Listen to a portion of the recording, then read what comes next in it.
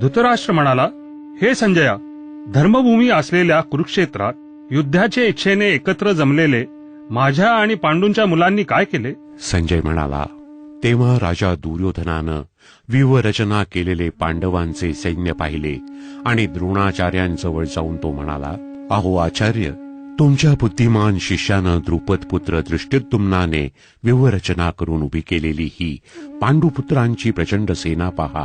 या सैन्यात मोठी मोठी धनुष्य घेतलेले भीम, अर्जुन यासारखे शूरवीर, सात्यकी, विराट, महारथी द्रुपद, दृष्टकेतू, चेकितान, बलवान काशीराज, पुरुजित, कुंतीभोज, नरश्रेष्ठ शैब्य, पराक्रमी युधामन्यू, शक्तिमान उत्तमौजा, सुभद्रा पुत्र अभिमन्यू आणि द्रौपदीचे 5 पुत्र हे सर्वच महारथी आहेत. अहो ब्राह्मण श्रेष्ठ, आपल्यातील जे महत्वाचे आहेत ते जाणून घ्या. आपल्या माहितीसाठी माझ्या सैन्याचे जे जे सेनापती आहेत ते मी आपल्याला सांगतो. आपण द्रोणाचार्य, पितामह भीष्म, कर्ण, युद्धात विजयी होणारे कृपाचार्य, अश्वत्थामा, विकर्ण, तसेच सोमदत्ताचा मुलगा भूरिश्रवा, इतरही माझ्यासाठी जीवावर उदार झालेले पुष्कळ शूरवीर आहेत. ते सर्वजण निरनिराळ्या शस्त्रास्त्रांनी सुसज्ज असून युद्धात पारंगत आहेत. भीष्म पितामहांनी रक्षण केलेले आमचे हे सैन्य सर्व दृष्टीनं अजिंक्य आहे, तर भीमाने रक्षण केलेले यांचे सैन्य जिंकायला सोपे आहे. म्हणूनच सर्व विभवांचा प्रवेशद्वारात आपापल्या जागेवर राहून आपण सर्वांनीच निस्संदेह भीष्म पितामहांचेच सर्व बाजूने रक्षण करावे. कौरवातील वृद्ध महापराक्रमी पितामह भीष्मांनी त्या दुर्योधनाच्या अंतःकरणात आनंद निर्माण करीत मोठ्याने सिंहासारखी गर्जना करून शंख वाजवला. त्यानंतर शंख, नगारे, ढोल, मृदंग, शिंगे इत्यादी वाद्ये एकदम वाजू लागली. त्यांचा प्रचंड आवाज झाला. त्यानंतर पांढरे घोडे जोडलेल्या उत्तम रथात बसलेल्या श्रीकृष्णांनी आणि अर्जुनानेही दिव्य शंख वाजवले. श्रीकृष्णांनी पांचजन्य नावाचा, अर्जुनाने देवदत्य नावाचा आणि भयानक कृत्ये करणाऱ्या भीमाने पौंड्र नावाचा शंख फुंकला. कुंतीपुत्र राजा युधिष्ठिराने अनंत विजय नावाचा आणि नकुल व सहदेव यांनी सुघोष व मणिपुष्पक नावाचे शंख वाजवले.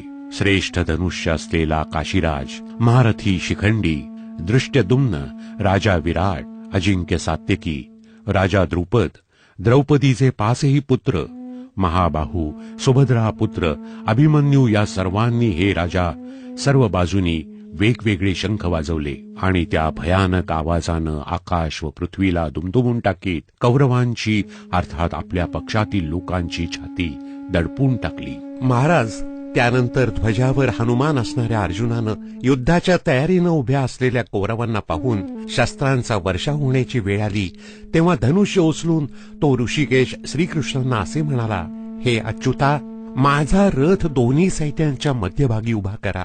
मी रणभूमीवर युद्धाच्या इच्छेनं सज्ज झालेल्या या शत्रुपक्षाकडील योद्ध्यांना जोवर नीट पाहून घेईन की मला या युद्धाच्या उद्योगात कोणाकोणाशी लढणे योग्य आहे तोवर रथ उभा करा. दुष्टबुद्धी दुर्योधनाचे युद्धात प्रिय करू इच्छिणारे जे जे हे राजे या सैन्यात आले आहेत त्या योद्ध्यांनो मी पाहतो.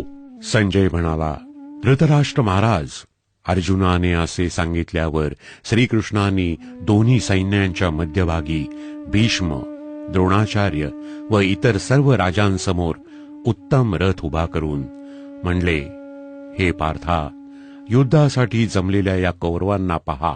त्यानंतर कुंतीपुत्र अर्जुनानं त्या दोन्ही सैन्यांमध्ये असलेल्या काका, आजे पणजे, गुरु, मामा, भाऊ, मुलगे, नातू, मित्र, सासरे आणि हितचिंतक यांना पाहिले. तेथे असलेल्या त्या सर्व बांधवांना पाहून अत्यंत करुणेनं व्याप्त झालेला कुंतीपुत्र अर्जुन शोकाकुल होऊन असे म्हणाला. अर्जुन म्हणाला, हे कृष्णा, युद्धाच्या इच्छेनं रणांगणावर उभ्या असलेल्या या स्वजनांना पाहून माझे अवयव गळून जात आहे. तोंडाला कोरड पडली आहे, शरीराला कंप सुटला आहे आणि अंगावर रोमांच उभे राहत आहे. हातून कांडीव धनुष्य गळून पडत आहे. अंगाचा दाह होत आहे. तसेच माझे मन भ्रमिष्ठासारखे झाले आहे. त्यामुळे मी उभा देखील राहू शकत नाहीये. हे केशवा, मला विपरीत चिन्ह दिसले आहेत. युद्धात आपतांना मारून कल्याण होईल असे मला वाटत नाही. हे कृष्ण, मला तर विजयाची इच्छा नाही, राज्याची नाही की सुखाची नाही. हे गोविंदा, आम्हाला असे राज्य काय करायचे? अशा भोगांनी आणि जगण्यानं तरी काय लाभ होणार आहे? आम्हाला ज्यांच्यासाठी राज्य, भोग आणि सुखादी अपेक्षित आहेत, तेच हे सर्वजण संपत्तीची आणि जीविताची आशा सोडून युद्धात उभे ठाकले आहेत.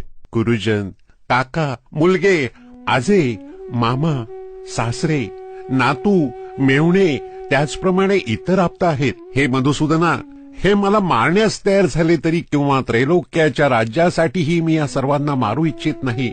मग पृथ्वीची काय कथा? हे जनार्दना, धृतराष्ट्राच्या मुलांना मारून आम्हाला कोणतं सुख मिळणार?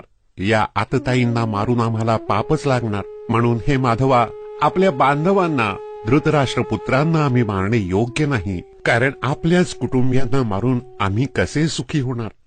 जरी लोभामुळे बुद्धिभ्रष्ट झालेला यांना कुळाचा नाश झाल्यामुळे उत्पन्न होणारा दोष आणि मित्रांशी वैर करण्याचे पातक दिसत नसले तरी हे जनार्दना, कुळाच्या नाशानं उत्पन्न होणारा दोष स्पष्ट दिसत असतानाही आम्ही या पापापासून परावृत्त होण्याचा विचार का बरे करू नये? कुळाचा नाश झाला असता परंपरागत कुळधर्म नाहीसे होतात. कुळधर्म नाहीसे झाले असता त्या कुळात मोठ्या प्रमाणात पाप फैलावते. हे कृष्ण, पाप अधिक वाढल्याने कुळातील स्त्रिया अतिशय बिघडतात. आणि हे वैष्णया, स्त्रिया बिघडल्या असता वर्णव्यवस्थेचा नाश होतो. वर्णसंकर हा कुळाचा नाश करणाऱ्यांना आणि कुळाला नरकालाच नेतो. कारण श्राद्ध, जलतर्पण इत्यादींना मुकलेले त्यांचे पितर अधोगतीला जातात. या वर्णसंकर करणाऱ्या दोषांमुळे परंपरागत जाती धर्म आणि कुळधर्म उद्ध्वस्त होतात. हे जनार्दना, ज्यांचे कुळधर्म नाहीसे झाले आहेत अशा माणसांना अनिश्चित काळापर्यंत नरकात पडावे लागते असे आम्ही ऐकत आलो आहोत. अरे रे, किती खेदाची गोष्ट आहे. आम्ही बुद्धिमान असून राज्य आणि सुख यांच्या लोभाने कुटुंबियांना ठार मारायला तयार झालो. हे केवढे मोठे पाप करायला उद्युक्त झालो बरे. जर शस्त्ररहित व प्रतिकार न करणाऱ्या मला हातात शस्त्र घेतलेल्या धृतराष्ट्रपुत्रांनी रणात ठार मारले तरी ते मला अधिक कल्याणकारक ठरेल. संजय म्हणाला, रणांगणावर दुःखाने उद्विग्न मन झालेला अर्जुन एवढे बोलून बाणासह धनुष्य टाकून देऊन रथाच्या मागील भागात जाऊन बसला.